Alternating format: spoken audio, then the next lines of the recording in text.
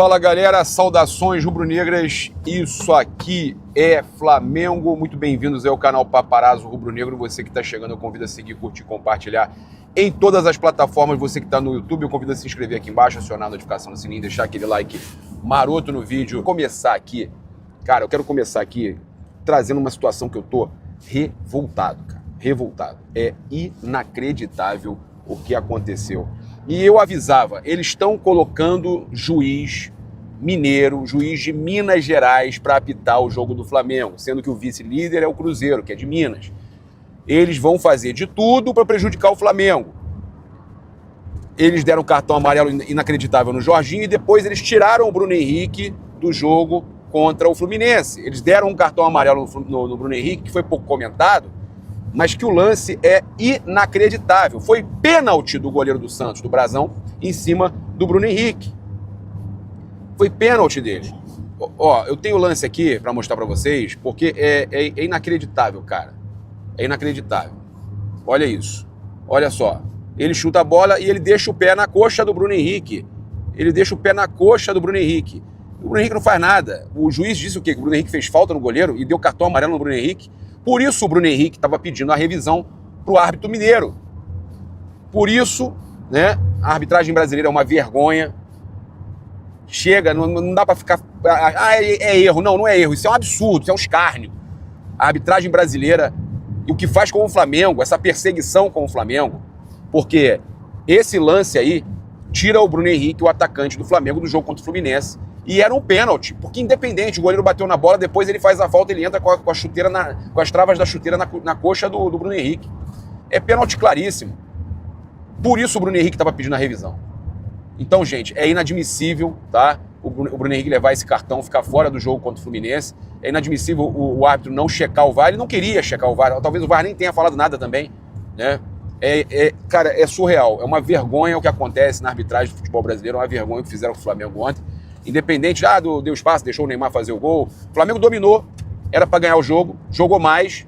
Realmente, teve algumas mudanças que não precisava ter tido. A saída do Alan, a não ser que ele tivesse cansado, o Alan estava muito bem no jogo. Óbvio que a gente tem algumas situações que não podem acontecer, de marcação e tudo mais, mas o Flamengo merecia ganhar o jogo e esse lance aqui foi um lance capital. Era pênalti e não era amarelo para o Bruno Henrique. Ele estaria à disposição do Felipe Luiz para o jogo contra o Fluminense. Realmente é uma vergonha, tá? O que acontece no Campeonato Brasileiro. Olha só, inclusive, influenciador tricolor, o Carlos Daniel, que eu até convido vocês a seguirem ele, que ele perdeu a página dele, ele comentou também, olha só. Sejamos francos. Ó, e o jogo é contra o Fluminense. Ó. Deixando o clubismo de lado, hein? Sejamos francos. Isso aqui, esse lance, o Flamengo foi prejudicado. Olha só, era amarelo pro Bruno Henrique por causa disso aqui. Ele toma o chute do goleiro do Santos, o goleiro se joga no chão e o Bruno Henrique toma amarelo.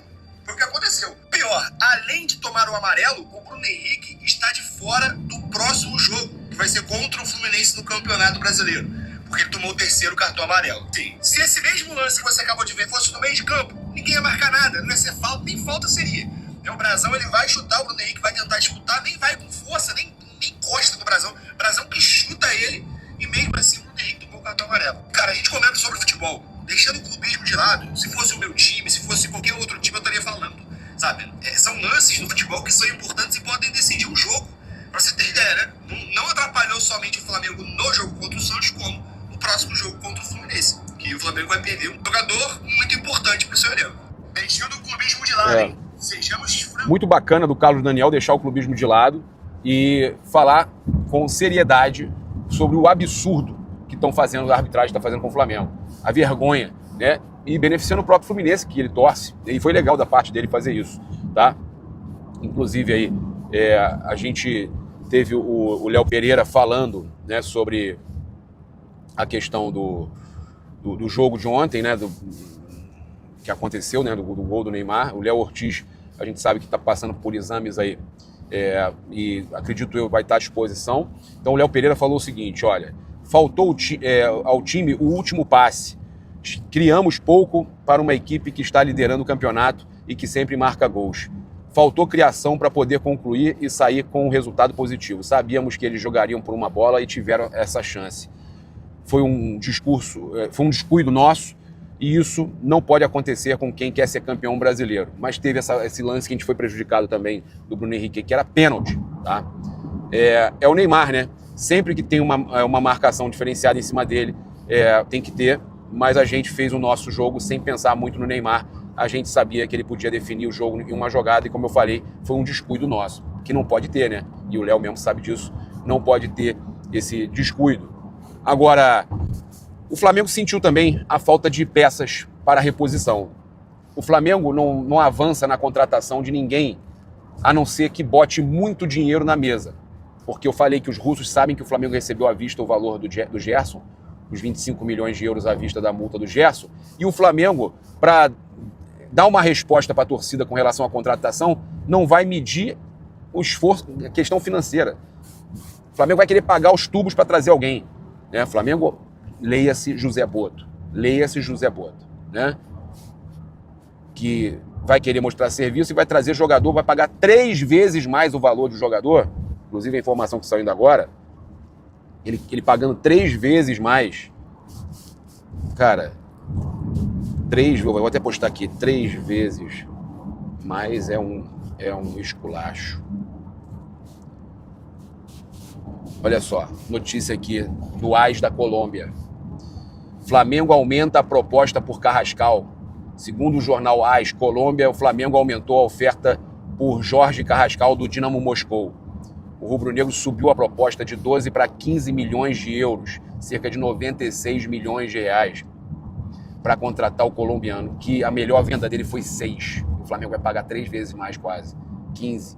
Carrascal já tem acordo encaminhado com o Flamengo já tem tempo, e agora o Flamengo trabalha para concretizar a contratação nos próximos dias. Ou seja, não tem nada de proeza de José Boto ou do Flamengo para contratar. O Flamengo está pagando muito caro para contratar o jogador. Essa é a realidade. Não tem nenhuma artimanha, conseguiu aí, melhorou a situação. Não. Está pagando muito mais do que qualquer um pagaria no Brasil. Qualquer time pagaria no Brasil. Na verdade, ninguém pagaria, como a minha esposa está falando, né? Ninguém pagaria.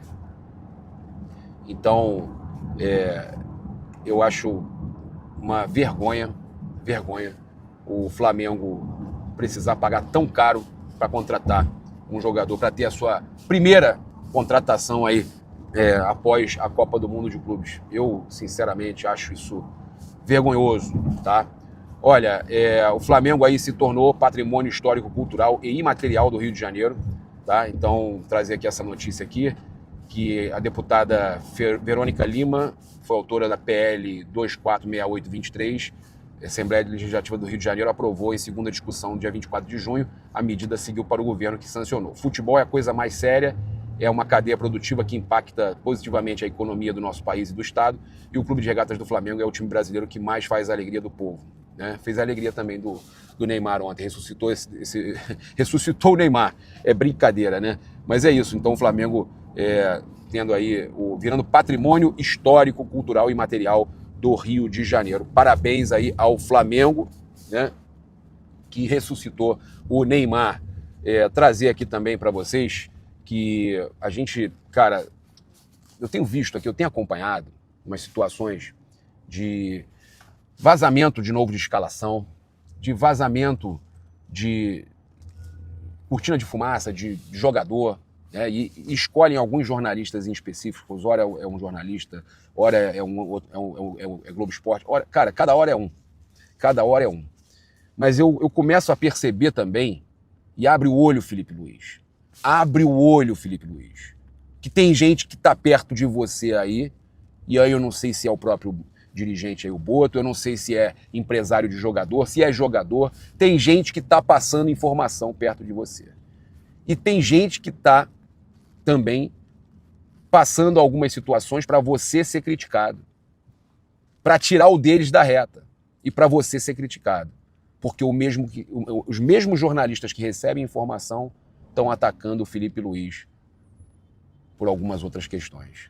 Então, fica ligado, Felipe Luiz, que tem gente perto de você, e o Flazoeiro, ele te avisou numa coletiva que era gente perto de você. E teve um monte de gente que atacou na época de vazamento de de escalação e vazamento de não sei o quê. Teve gente que achou que era cortina de fumaça. E não era. Tinha muita coisa acontecendo. E as provas estão aí. As provas estão aí. Então fica ligado, Felipe, que tem gente interessada, tá, na sua tragédia, que não dê certo no Flamengo. Só pode ser porque tá recebendo informação e essas mesmas pessoas criticam você, tá? Então, onde há fumaça há fogo, tá? Tem caroço nesse angu. Tô vendo aqui também, trazer aqui essa situação aqui do Felipe, que eu mais cedo também já trouxe na coletiva, mas que eu achei importante o Felipe colocar aí um ponto final, né, dizer que não vai mais comentar nada, o que tinha para falar já foi falado com relação ao Pedro, e que agora os dois têm que trabalhar.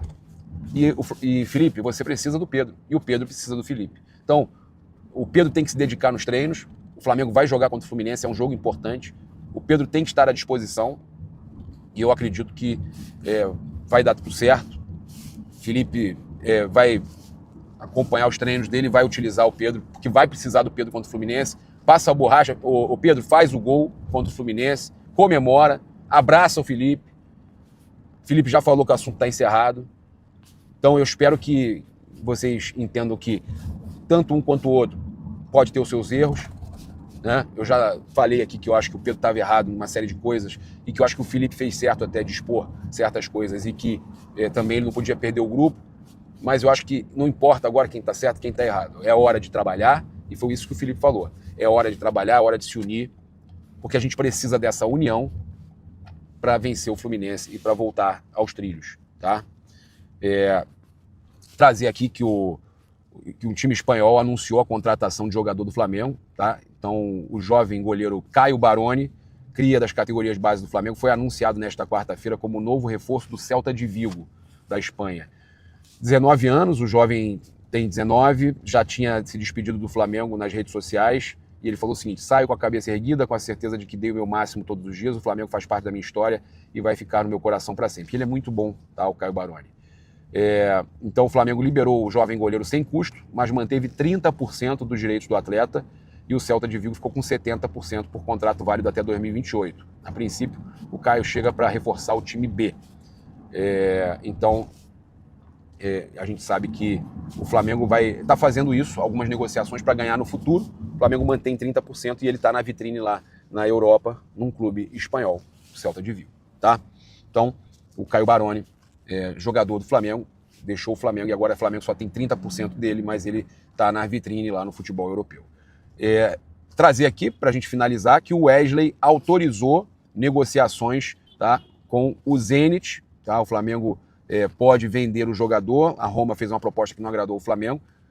O Flamengo tem o Zenit também interessado. O Fabrício Lopes aí no Jornal O Dia trouxe que a proposta do Zenit deve bater na mesa aí a qualquer momento, tá? Então o Flamengo espera receber essa proposta de 30 milhões de euros. O Zenit pode vir com 28 mais metas, alguma coisa nesse sentido. E o lateral aceitaria jogar com o Gerson novamente lá no Zenit agora, né? Porque o Gerson está lá, já foi apresentado.